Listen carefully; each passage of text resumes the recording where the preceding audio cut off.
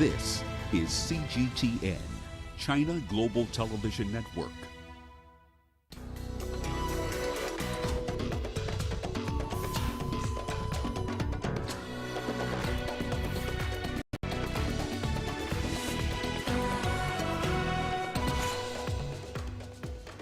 DRC residents return to their homes as 15 are confirmed dead in a volcanic eruption.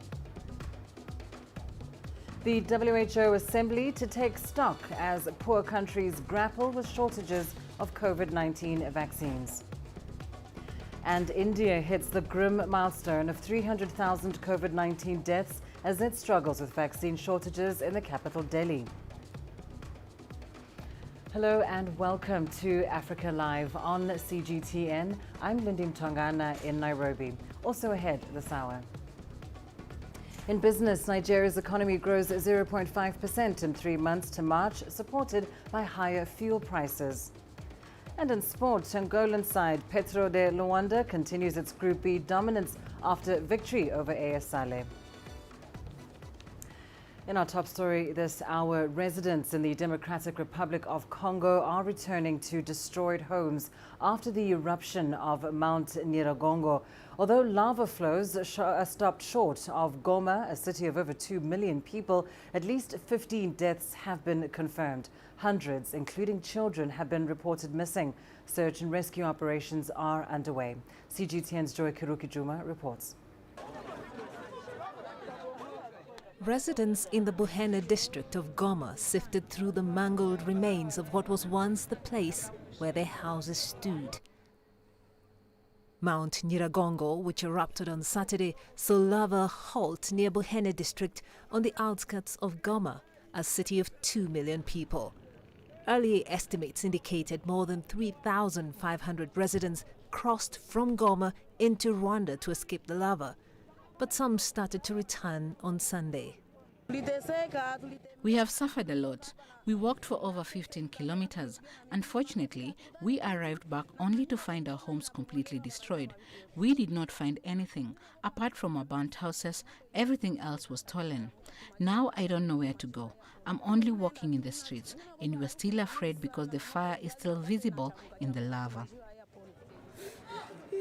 According to the government spokesman, the number of casualties is likely to rise as officials assess the hardest hit areas. 9 of the victims died in a traffic accident as people fled. 4 others were killed as they tried to escape a prison. The other 2 were burned to death, Patrick Muyaya, the government spokesman, said on Sunday. I was with my husband, who is too old, and he didn't want to leave the house because he was sick. He couldn't walk. I said to myself, I can't go alone. We've been married for the best and for the worst. I went back to at least try to get him out, but couldn't. I ran away and he got burned inside. I don't know what to do. I curse this day. Mount Nyiragongo last erupted in 2002, killing 250 people and rendering 120 others homeless. The government is urging people to remain vigilant and avoid non-essential travel. Joy Kirukijuma, CGTN. Well, let's bring you the very latest on this story now. We go live to the DRC where we have our correspondent Chris Ochamringa in Kinshasa, and in Goma we are joined live via Zoom by Rui Albert Oliveira, the Africa Programs and Operations Manager for the International Federation of the Red Cross and Red Crescent Societies. Let us start with you, Chris, for an update. What is the latest from the government on the casualties from this volcanic eruption and, of course, the damage that it has caused? Well, Lindy, the latest is that 15 people are reported to have died after Mount Nyiragongo erupted on Saturday night. Like Joy mentioned in the report earlier, 9 of them died in an accident as they were scrambling to flee to other areas. 4 were prisoners who were trying to escape from Muzenze prison. They were shot dead, and 2 people were burnt by the lava that was flowing in Goma, on the outskirts of Goma. We have also heard that there are 170 children who were reported missing. UNICEF has set up transit centers to try and help those children who have been separated from their parents. And now about the devastation, the damage of the area, it's quite huge, especially on the outskirts. We've heard that 17 villages have been badly affected. We have heard of a school, 3 health centers, a water pipeline, the main power line of Goma, and a very important road that leads to the north of Goma, an area known as Rutshuru, has also been cut off by the lava that flowed all that, in that area. This area is, Rutshuru is the breadbasket of Goma. It has very fertile soils, and most of the food comes from there to feed people in Goma. So it's quite a huge destruction caused by this volcano that erupted on Saturday night. Yeah, Lindy? indeed, Chris. As you say, it's huge destruction, large scale of damage. What is the government saying about the process of reconstruction? But in particular, are they offering help to those that have lost everything in this tragedy?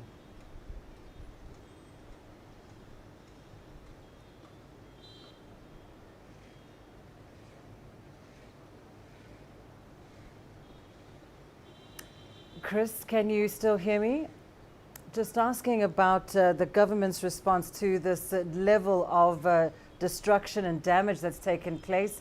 Has there been any word from the government with regards to reconstruction and assisting those that have lost everything in this tragedy?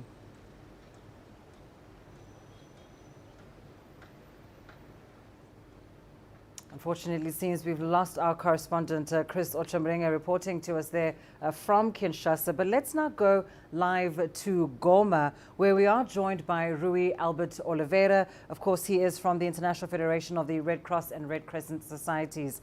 Rui, we are hearing some disturbing reports.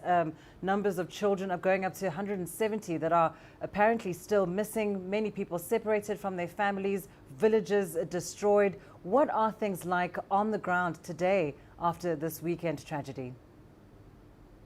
Thank you. Good afternoon, Lindy. Yes, indeed. I mean, the past 48 hours have been very, very difficult for the people of Goma. Indeed, I'm just coming out from a meeting with the Red Cross components and our colleagues from the Red Cross of the DRC, and they are currently hosting 60 unaccompanied children in their facilities. But they've been requested to attend more than 300 already, and we're trying to do our best to get to those children and make sure that we're able to reunify them with their families. So that's one big worry that we currently have. Then, I mean, we also are very concerned about the ongoing risks that the volcano represents for people that are returning to areas of potential hazards. I mean, the volcano activity is still ongoing. We are facing seismic activities as well. I mean, every other hour. It is still very much on heightened alert, and we need to be ready and stand ready to support those people eventually evacuating again, and those that are able to return in safety to provide, I mean, the emergency needs that they would normally have, which consists obviously of water, food, shelter for those who lost their houses. Yes, I confirm that we now know that 12 villages have been severely affected and other 5 villages are at risk. And particularly in Po village, the houses were completely destroyed. So we have accounted 900 houses at the moment, but the number will certainly increase. And Rui, tell us, what are the most immediate needs on the ground, and how are those such as yourself and other organizations and government agencies coordinating efforts to help the affected people? So in terms of coordination, we are under the leadership of the government. They've created a crisis cell that comprises obviously government authorities in all different sectors, the Red Cross, the UN agencies and INGOs present here. So we're putting together an assessment to determine the extent of the needs, and then hopefully we'll seek complementarity to attend all those in need. In terms of immediate needs that we've been hearing, we're especially worried, as I said, with the children, the elderly, people with reduced mobility, etc., that could be exposed or further exposed to these risks. But then in general terms, we're talking about water, safe water, because we want to prevent any public health outbreak that may come out of this disaster. We're talking about food assistance. People flew during the night, have been on the streets for 48 hours and don't have access to food. So that's an urgent need that it's obviously required. And we're talking then about the shelter part, which temporarily needs to be put in place to ensure minimum conditions for people to live in. And then we'll talk about reconstruction when the time comes, making sure that these people will be relocated in places where they are not exposed to additional risks. Thank you so much for that. Speaking to us, that was Rui Albert Oliveira, the Africa Programs Manager for the International Federation of the Red Cross and Red Crescent Societies. An ongoing situation there that, of course, needs a lot of attention since that volcanic eruption on Saturday. Now, the World Health Organization is holding its annual World Health Assembly. Delegates include the health ministers of the WHO's 194 member states. The COVID-19 pandemic is set to top the agenda with the focus on post-pandemic reforms and averting future outbreaks. The Assembly's broader focus is on health-related sustainable development goals and the WHO's triple billion targets on universal health coverage, protection from health emergencies and healthier populations. Well, CGTN's Andrew Wilson is keeping an eye on this assembly. He joins us now live from London. Andrew, of course, we know that COVID-19 will dominate conversations at the WHO Assembly. But what are some of the key messages coming out of the meeting thus far? Well, look, there's been a whole raft of very high-profile people making addresses to this WHO Assembly already this morning, including Angela Merkel of Germany and President Macron of France, leaders from African states, from Caribbean states, of course, the UN Secretary General himself, Antonio Guterres. They've already talked this morning to the plenary session. And of course, the pandemic, COVID-19 pandemic, has been at the top of their list. But I think what the agreement is amongst WHO officials and the countries cooperating with them, of which there are more and more, let's be honest, is that they need to take general lessons from the pandemic and have that inform how we can make the world a healthier place moving forward. The agenda is much bigger than just the pandemic itself. They're going to discuss mental health, they're going to discuss patient safety, non-communicable diseases, antimicrobial resistance, still a concern. They're going to talk about laboratory safety. They're going to talk about health in the workforce around the world. So all these issues are going to be sewn in, but under the umbrella of this huge concern that the pandemic has taught the world that unless the world acts together better, it's not going to be able to protect itself from the global health implications of a pandemic or indeed of weak primary healthcare systems around the world. So the call is going to be for funding, for sharing, and of course vaccines will play a big part of that conversation over the next couple of days.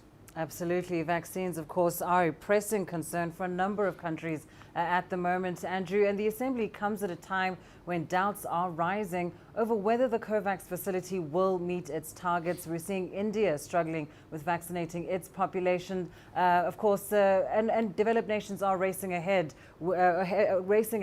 in terms of their their vaccine programs.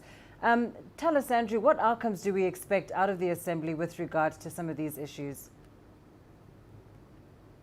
Well, they're pushing hard to solve some of these.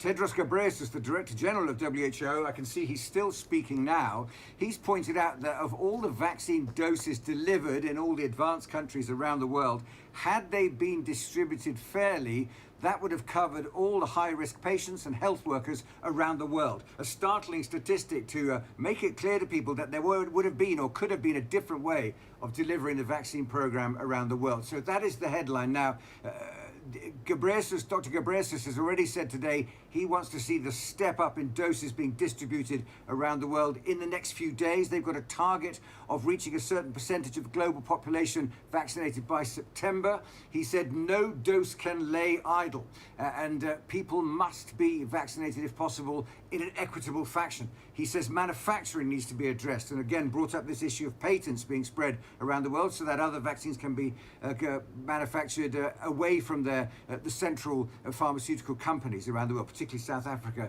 and India. And also he wants full funding. They're still $18 billion short of what they're calling the ACT Accelerator, which is a way of making all the technology for treating and preventing COVID-19 accessible to health organizations around the world. Now, they're also pointing out that India particularly is a good example of how primary healthcare has been at fault. There's just not enough hospitals, there's just not enough medical staff to treat the numbers of people infected in India. And they point out that plenty of countries around the world have these same limitations. China is one, USA is another, Cuba has been mentioned, Kenya also, where they simply don't have the infrastructure, the access to medicines, the access to healthcare to treat an entire population when people get sick across a whole nation. So that still needs to be addressed. So we're going to see this matching of specifics like the vaccine matched against the need to boost primary healthcare. One thing they have on their side, there's a lot of positive noises coming from advanced economies so far, as well as angry voices coming from some of the more developing economies, but also there are signs that the Biden administration is a much more enthusiastic participant in WHO affairs than the previous administration was, which might bring the US and the clout that brings back into the fold. Andrew Wilson, thank you so much. Now, Latvian airline Air Baltic says it will no longer use Belarusian airspace for its flights. This comes after a key Belarusian opposition blogger was taken into custody in Minsk on Sunday.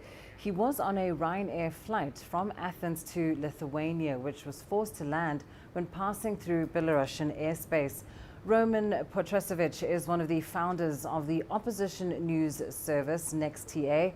Despite widespread condemnation, Belarus says it is ready to allow experts to visit the country for an investigation. Julia Chapman reports from Moscow.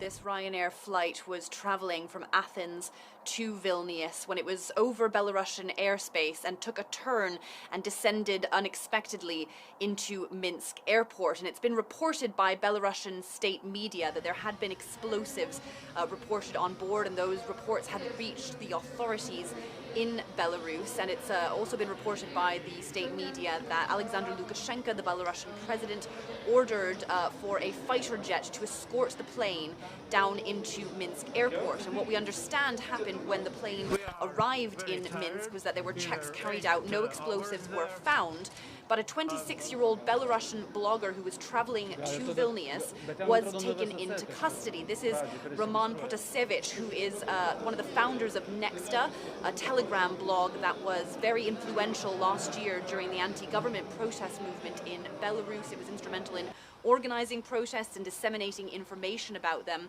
He has been on the wanted list in Belarus for some time. He's been living in Lithuania since November.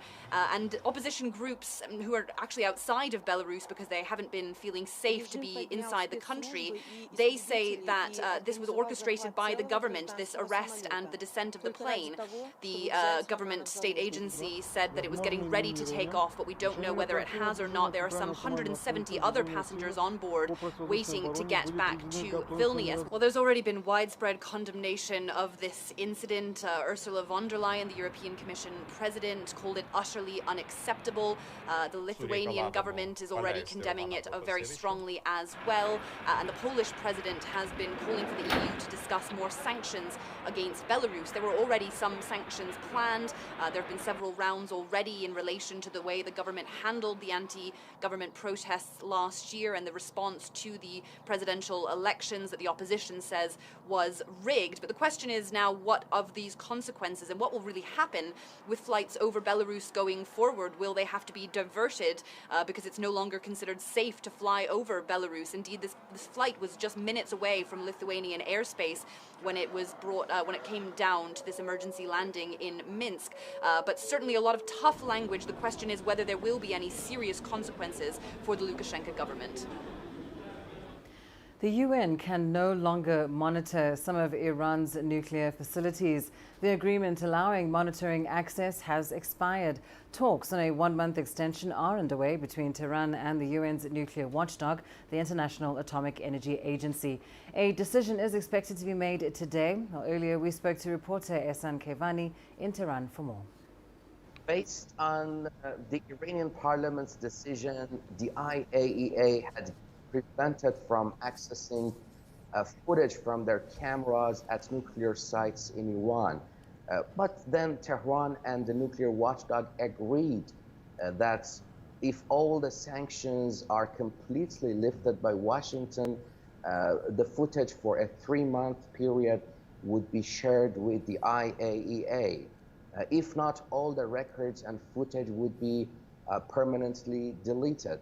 The 3-month period, in fact, expired on Friday, and now the two sides are talking about a possible extension of the agreement for 1 more month, considering the fact that the 5th round of nuclear negotiations are being done in Vienna. The Iranian parliament is controlled by hardliner politicians, and they have fundamental problems with negotiations with Washington. If a hardliner administration wins the vote in Iran's presidential election in June, things will be more difficult for future agreements with the IAEA over the inspections, both physical inspections and surveillance cameras. On the other hand, the outgoing President Rouhani would love to see a tangible result over the revival of the 2015 Joint Comprehensive Plan of Action before he leaves office. On to Italy now, where the government has launched a commission to investigate the cause of a cable car accident which left 14 people dead. 1 child was seriously injured. Identification of the dead is still underway. Israel's foreign ministry, however, says 6 of the dead were Israeli citizens, including a family of 4 who lived in Italy. The fallen cable car had only recently reopened following the gradual lifting of coronavirus restrictions. The 20-minute ride links the town of Stresa with the 1,500-meter summit of the Moterone mountain. It is a popular tourist site, offering spectacular views of the Alps. Time now for a short break. Here's what's still ahead on the program. India hits the grim milestone of 300,000 COVID-19 deaths as it struggles with vaccine shortages in New Delhi. And at least 800 suspected sponsors of the Boko Haram terror group in Nigeria are set for prosecution.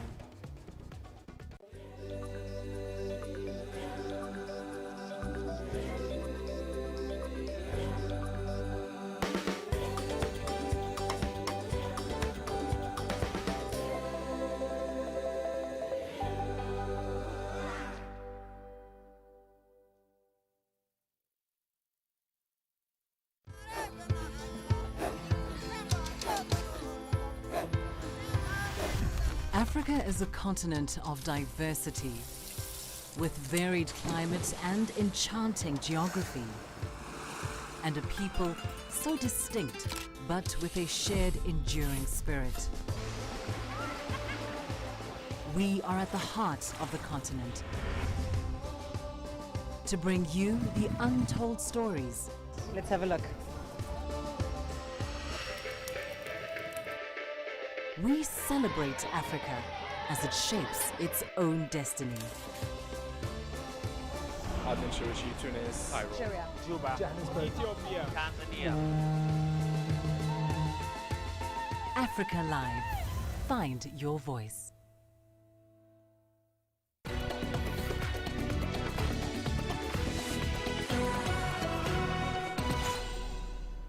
At least 800 people suspected to be sponsors of the Boko Haram terror group in Nigeria are set for prosecution by the government. The process will begin when judiciary workers in the country call off a strike.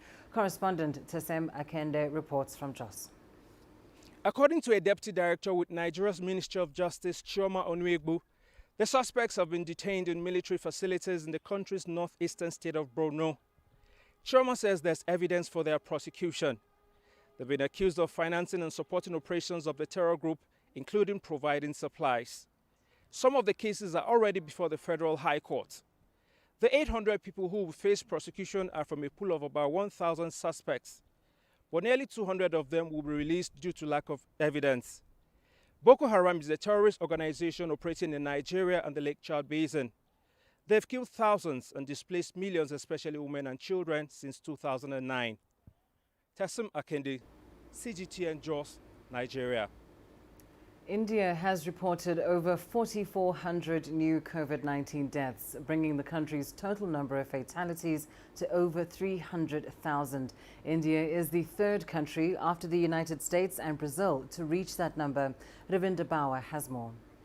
Last 10 days, we've seen the number of cases go down. You've seen positivity rate come down, which is good news. But the number of deaths are rising, and the experts are citing various reasons for this. Of course, one being that the virus is more virulent and more severe this time. We saw that there were a number of deaths because of a shortage of oxygen in the month of April and early May. But now things, as far as oxygen are concerned, are under control. But what's also happening is that there is a delay in reporting of deaths from various parts of India in various states, and that also becomes a reason that we are seeing that the number of deaths is rising right now. Apart from that, there is this whole theory as well that a number of deaths have gone unreported because these are happening in far-flung areas. But even if they have been tested, they probably die because of shortage of oxygen, and that is not death due to COVID. So that is something which we are seeing is not being included in the total number of deaths, and that number could be much higher than what we are seeing as of now. And they are saying in the next few days we'll see a rise in these numbers before they really go down. Now, Latin America and the Caribbean have the world's highest per capita death rates from COVID-19, reporting over 1 million deaths. Meanwhile, the United States is seeing a decline in new infections. But American health officials are still urging more people to get vaccinated amid slowing demand across the country. CGTN's Toby Muse has more. Grim news out of Latin America. The Pan American Health Organization says more than 1 million people have now died from the coronavirus in Latin America and the Caribbean. The region only accounts for 8% of the globe's population, but is now registering 30% of the virus's fatalities. Brazil is the leader with over 466,000 deaths. Mexico is second with over 200,000 dead. Colombia, Argentina and Peru follow. And there is much left to do. Just 3% of the region has been vaccinated, according to the Pan American Health Organization. China has sent more than 165 million vaccines to the region. President Joe Biden has promised to donate spare vaccines from the US to countries abroad in need. In many parts of the US, life is returning to normal. The new cases of the virus are dropping to levels not seen for almost a year. This is a sign authorities hope that people are getting vaccinated and that the transmissions are way down. The Centers for Disease Control says the 7-day average is at 30,000 new cases a day, a figure not seen since June 2020. The 7-day average of deaths is at 552 deaths per day, the lowest level since July, and all far off the pandemic's nadir this winter. Around half of the US adult population is now fully vaccinated. Some 60% of adults have received at least one dose. About 85% of those above the age of 65 have now been vaccinated. So the people most likely to get into trouble with COVID have now been protected through vaccination, and you're seeing a rapidly declining rate of new hospitalizations as a consequence of that fact. President Joe Biden has said he wants to see 70% of adults receive at least one dose of the vaccine by July the 4th. The states in the South are lagging behind the most, with Mississippi the lowest number of those vaccinated. All of this comes as many states here in the US are lifting restrictions on social distancing and the use of masks in the hopes that the country has turned a corner in its fight against the coronavirus. Toby Muse reporting for CGTN, Arlington, Virginia. Egypt is about to take a landmark step in COVID-19 vaccine manufacturing. On Friday, health authorities received a shipment from China that includes 1,400 liters of raw biomaterial from Sinovac. This will help Egypt begin the production of the Chinese vaccine domestically, in a step that will make it the first African nation to produce COVID-19 vaccines. CGTN's Adel Al-Mahri was at the Cairo airport where authorities received the shipment and now reports. Marking the 65th anniversary of the establishment of diplomatic ties between Egypt and China, Egyptian Health Minister Hala Zaid and Chinese Ambassador to Cairo Liao Lixiang stood side by side to witness a landmark step in their vaccine supply cooperation. The arrival of a shipment expected to offer relief from the COVID-19 pandemic. This time, however, China is helping Egypt to head towards self-dependency by producing the jabs domestically. Chinese experts arrived with this shipment, and manufacturing will begin immediately with analyzing the raw material. Then stability studies will follow. We will keep receiving raw material until we are able to produce it domestically. The contract states the full transfer of technology will take place and that we will produce 40 million doses during the first year. 1,400 liters of raw biomaterial arrived on Friday morning. The amount should be sufficient to kick off an initial production of 2 million doses of the Sinovac COVID-19 vaccine. According to the agreement signed, Egypt will supply its domestic needs as well as export the vaccine to other African nations. Under the auspices of the Chinese President Xi Jinping and the Egyptian President Abdel Fattah el-Sisi, vaccine cooperation is developing fast. Manufacturing the vaccine in Egypt is an important step to support the efforts of Egypt and other regional nations in facing the pandemic. Hand in hand, Egypt and China are ahead of many countries of the world in strengthening the global fight against the pandemic. Production shall begin in June. After the 2 million doses are produced by the end of the month, the Egyptian Drug Authority needs 3 weeks of testing the jabs before giving it the rollout green light. The next step will be to register the new vaccine internationally so that Egypt can export the Chinese vaccine to African nations. This shipment is a direct application of the Chinese proverb, give a man a fish, you fed him for one day. Teach him how to fish, you fed him for a lifetime. With this full transfer of Chinese technology to produce COVID-19 vaccines, Egypt will be self-reliant to produce this valuable vaccine. It will be one of the few countries in the world to manufacture these vaccines in the world. Adel Mahroui, CGTN, Cairo. Well, relations between China and Africa date back to pre-independence days, and over the years, Chinese leaders have forged even closer ties based on mutual respect and understanding with African countries. CGTN's Cairo correspondent Yasser Hakim spoke with Sulaiman Wahdan, a sitting member of parliament who also served as Deputy Speaker of Parliament during President Xi Jinping's visit to Egypt in 2016. The legislator spoke of his memories of that visit. Thank you very much for joining us here on CGTN. First of all, where and when have you met President Xi, and what was your first impression when you met him? It was a great honor to receive President Xi at Parliament. It hadn't happened for tens of years before that a Chinese president would visit Egypt. I was lucky to be the deputy speaker at the time, which allowed me the privilege to meet the president when he arrived at the house and to escort him in his tour around Parliament. It was a landmark moment in my life and career to meet the president of China, a unique person worldwide. I read about him before the visit. He is a nationalistic personality, an economic genius with a strong personality, but warm with others at the same time. Is there any personal contact or story you can share with us concerning meeting President Xi? During the tour, there was warmth in his short conversations with me. He looked happy as we toured the Parliament building.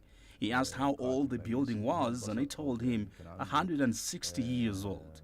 He said he was happy to see the history of Egypt and told me that Egypt and China are two nations with great ancient civilizations and heritage. How do you describe President Xi's governance or leadership of China? With his leadership, he managed to overcome, along with the Chinese people, a lot of challenges and transformed it into blessings. He made huge strides in the economy so that in the next couple of years, China would become the top world power. A memorial service for Chinese agronomist and academic Yuan Longping has been held in central China's Changsha city. Yuan passed away on Saturday at the age of 91. He was internationally renowned for developing the first hybrid rice strains, which contributed significantly to alleviating hunger across China and the world. Gao Yiming has more. Flowers and tears for the loss of a great man. An emotional mourning to bid farewell to Yuan Longping, known as China's father of hybrid rice. In the central Chinese city of Changsha, thousands gathered at Mingyangshan Funeral Home to pay tribute one last time. The Chinese agronomist's high-yielding hybrid rice feeds nearly 1/5 of the global population with only less than 9% of arable land. Many across the country are saddened by his passing. People at my age, in our 40s or 50s, we understand that it's not an easy thing to let everyone have a full meal. I felt very sad upon hearing the news of his death. His spirit will set an example for us and be an inspiration for our whole generation. The farewell ceremony in Changsha was not open to the public, but the people have been gathering at the funeral home to pay their respects. In Yuan's hometown De'an in Jiangxi province, people went to a local memorial hall holding flowers and rice to commemorate their old friend. Yuan's younger fellows at Southwest University in Chongqing, where he attended college, lined up before his statue to pay tribute. In early March, the 91-year-old accidentally fell down while working at a hybrid research base in southern China's Hainan province. His health deteriorated, and he was later transferred to a hospital in Changsha for treatment. Before passing away, Chinese President Xi Jinping has extended condolences to Yuan's family. He also praised and called on people to learn from Yuan's patriotic spirit and dedication to science. In 2019, Yuan Longping was awarded the Medal of the Republic, the highest honor in China. I think he's someone who truly works for the people and for the country. He worked earnestly and assiduously his whole life. Yuan Longping is a man we all look up to. No matter how heavy the rain is, I'll come to pay my respect. Memorial events are being held for Yuan across China as the nation commemorates one of its greatest scientists and heroes. Gao Yiming, CGTN. Time for a short break. Your business news up next. Coming up, Nigeria's economy grows 0.5% in the 3 months to March, supported by higher fuel prices. And borrowers in South Africa welcome the Reserve Bank's decision to retain lending rates. Africa is the nexus of enterprise, and global business will tell you why it matters. From the mega investment projects to multi-billion-dollar mergers and acquisitions. Africa today collects, just in terms of revenues from taxes alone, $545 billion a year. If you take 10% of that and you devote it to the energy sector, problem solved. All this on Global Business, weekdays at this time on CGTN.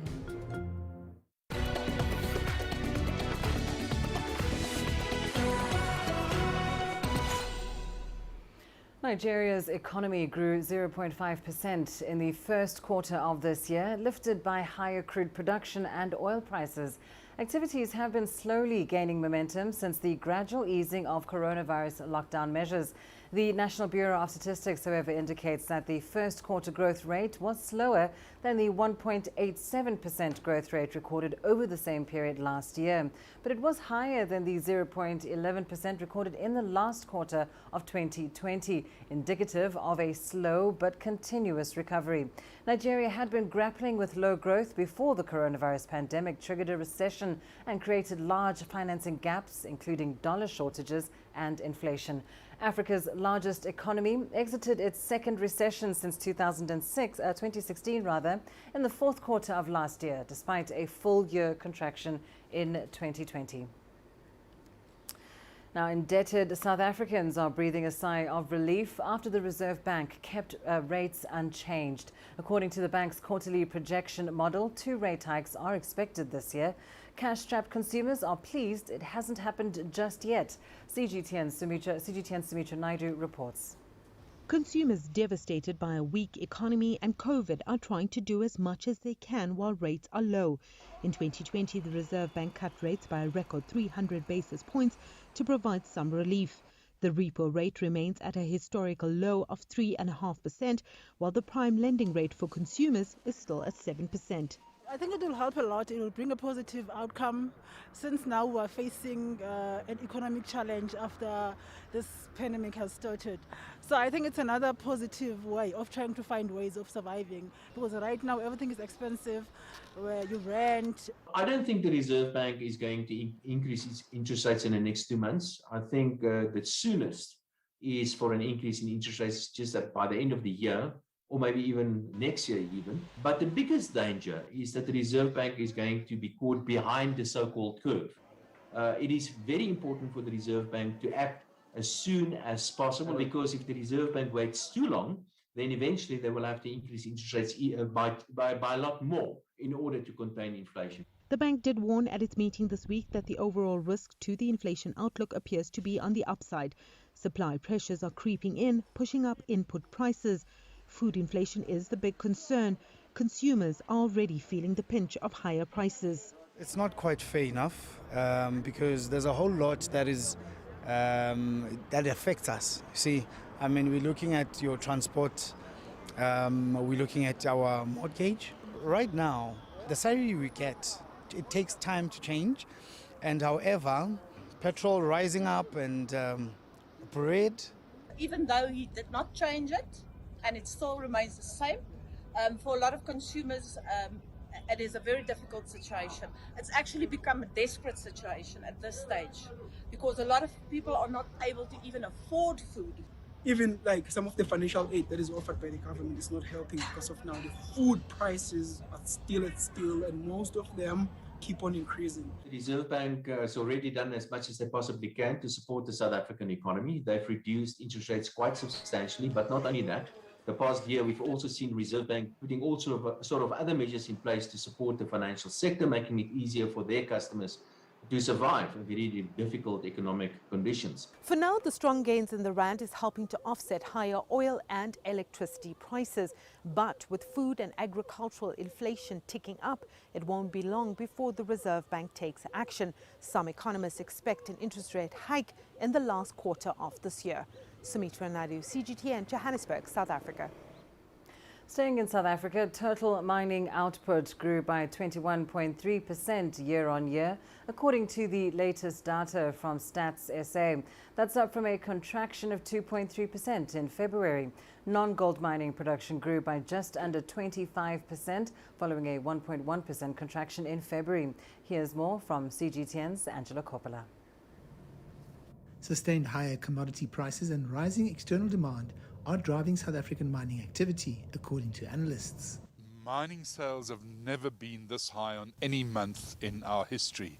And at just over 75 billion rand, that equates to an annual rate of about 900 billion rand, which would equal nearly 18% of GDP. And that tells you that if mining numbers keep on rising like this, that this is going to be a very big boom year, not just for mining, but probably for the broader South African economy, if other things like electricity output hold. The knock-on effects on increased mining activity are felt throughout the economy. Mining is an ecosystem on its own. So it's not just the fact that most our mining, if you average it together, still more than half of it is local content. It's not 98% or 95% like it used to be, but it's still probably 65, 70% local content. And it's bringing in all the dollars. It's got the huge ecosystem. It is as important to South Africa, I think, in the history of South Africa. Analysts suggest that the mining sector can't be viewed and analyzed as one solid set of data. The other thing is that becoming clear is that the new the newer minerals that are being used like nickel and platinum are definitely rising a lot quicker than the older ones like coal. And certainly there's also problems in coal and diamonds. And while volumes have improved, there are questions about whether these volumes will continue to increase. What's interesting about this cycle is that you're not seeing to a great degree these mining companies looking to grow volumes aggressively. You look at, for example, Anglo American, they do have a sizable copper project, but they're not looking to, in other parts of the business, you're not seeing major volume growth. There's a fair amount of optimism around the mining sector. It hasn't looked this good in 15, 20 years in South Africa. And that sounds over the top. It's because commodity prices are great and we've got as low as we can. If the rand continues to strengthen and those commodity prices keep on rising as they are doing now, South Africa is in for a bumper year and a boom year in 2022. I'm Angelo Coppola for CGTN in Johannesburg, South Africa. Nissan Motors says it will standardize and share electric vehicle components with alliance partner Renault. The Japanese automaker has been sharing common platforms, powertrains and components with its alliance partners Renault and Mitsubishi Motors and described electrification as the partnership's new linchpin. The three car makers have been rebuilding their alliance to weather the coronavirus pandemic with efforts to standardize parts and platforms to slash costs. Nissan, which was one of the world's first automakers to embrace fully electric vehicles with the Leaf model, will also share its upcoming new all-electric SUV. It's a Arias platform with Renault. We three are three distinctive brands driven by our own customer perception and aspiration. So we keep that very distinctive. But on the other side, where we believe that it contributes to the customer value in terms of cost competitiveness, we share, and we share to eliminate the duplication of the resources. So for us, synergy is not for the sake of synergy. For us, synergy is to improve the performance of each company.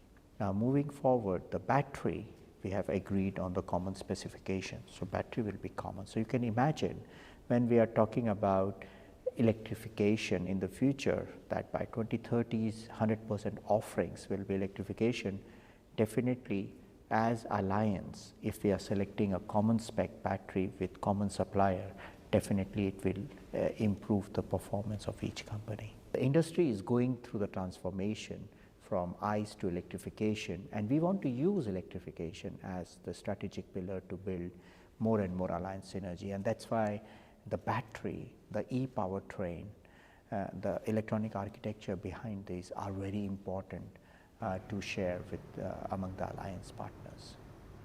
Coming up in your sports news after the break. Angolan side Petro de Luanda continues its Group B dominance after victory over AS Salé.